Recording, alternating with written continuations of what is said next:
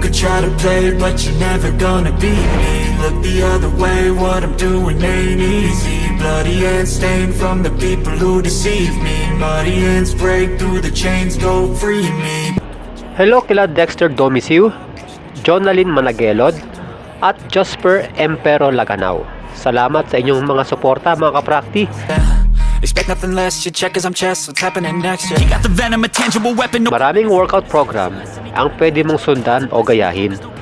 At isa sa mga popular dito ay ang Push-Pull Legs program o tinatawag ding PPL.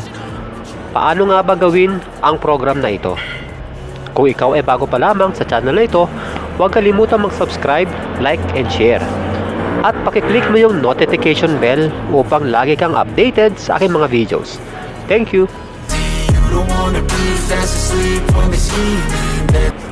Mula sa salitang push o patulak, ibig sabihin, kapag push day mo, lahat ng exercise na gagawin mo dito ay puro patulak ang puwersa. Ano-ano ang mga exercises na patulak? Marami. Pero karamihan sa mga muscle group na patulak ang puwersa ay chest at triceps. Oo, ang legs workout ay karamihan puro patulak din ang puwersa. Pero hindi ito isinasama sa push day. Dahil ito ay hinihiwalay. Kaya nga push-pull legs ang tawag, di ba? Ibig sabihin, hiwalay yung leg workout. Job, no 9-5, no mean boss, just my life and free thoughts.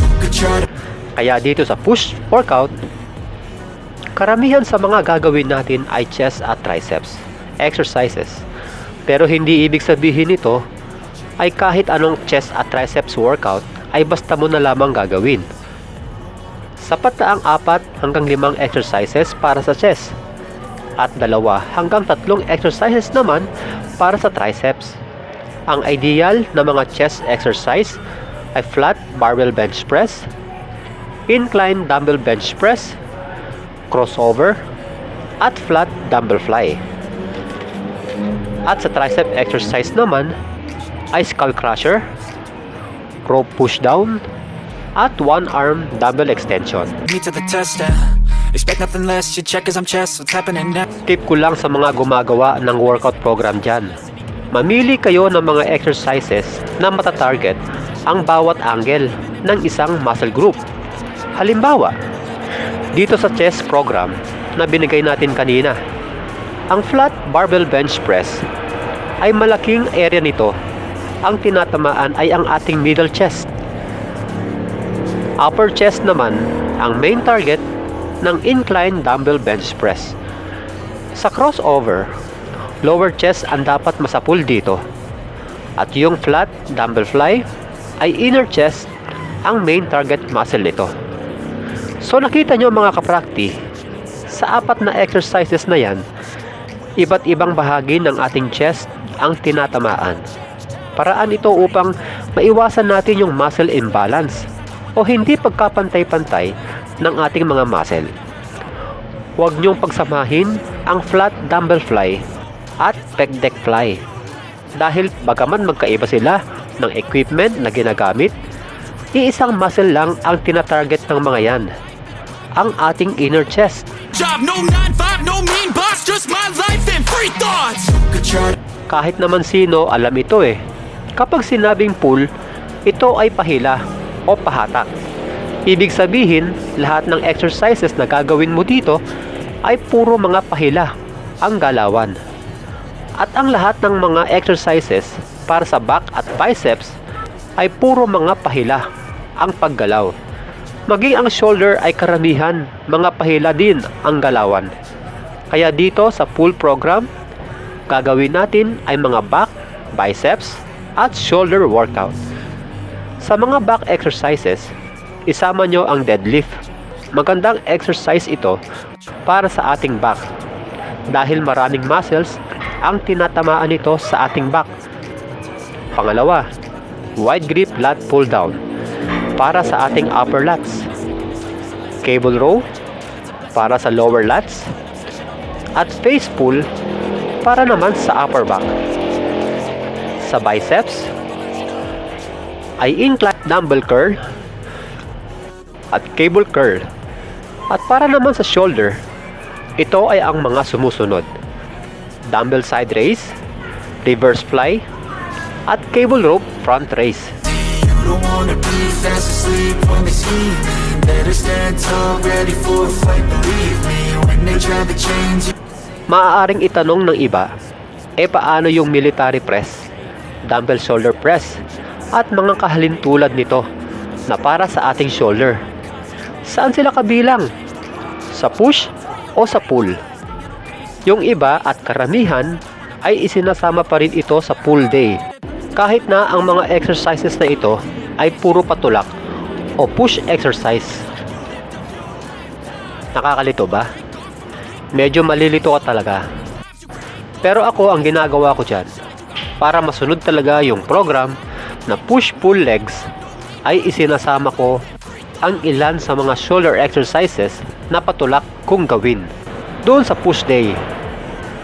Kaya lumalabas, may shoulder workout ako sa push day at ganun din sa pull day. Pero isang shoulder exercise lang ang ginagawa ko kapag push day. Maaaring double shoulder press o di kaya ay military press upang hindi ma-overtrain ang aking shoulder. But you're never gonna beat me. Look the other way, what I'm doing ain't. At ang panghuli ay leg workout o leg day.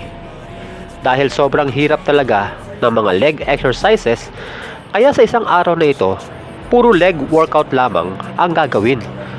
Isama nyo sa mga exercises ang squat, leg press, leg curl, at Bulgarian split squat.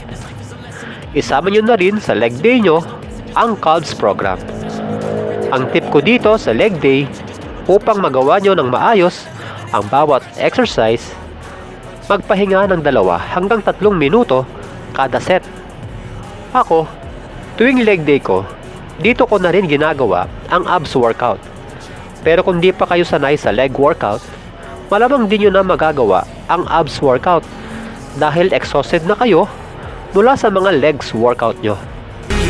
When they try to change, you can say no, free me. So Dito sa push-pull legs program, hindi porket ganyan ang pagkakasunod ng mga program, ay ganyan mo na rin susundin ito. Pwede namang sa day 1 ay pull, sa day 2 ay push, at day 3 ay legs. Ibig sabihin, kahit pagrambulin mo yung tatlong yan, ay walang problema. Kaya, ang magiging workout program mo sa loob ng 1 linggo ay magiging ganito. You create thoughts, never waste time. You got one shot, you got one life. Better pop off. What do you like? Make a dream job. No 9-5, no mean boss, just my life. Pwede rin sa ibang araw ang rest day nyo. Depende yan sa inyong schedule. Di kaya ay gawin nyo 2 araw ang rest day kung sa tingin nyo ay medyo mabagal ang muscle recovery nyo. Minsan depende rin kasi yan sa tao. Kaya maaaring ganito ang magiging schedule nyo. better stand tall, ready for a fight, believe me. When they try to change, you can say no. You could try to play, but you're never gonna beat me. At lagi kong sinasabi, ang paglaki ng muscle ay hindi nakukuha sa pagbubuhat lamang. Dahil kailangan mo rin dito ng sapat na tulog at tamang pagkain. Hanggang sa muli mga kaprakti, God bless! Stick to a lane, pick up the pieces and go rearrange.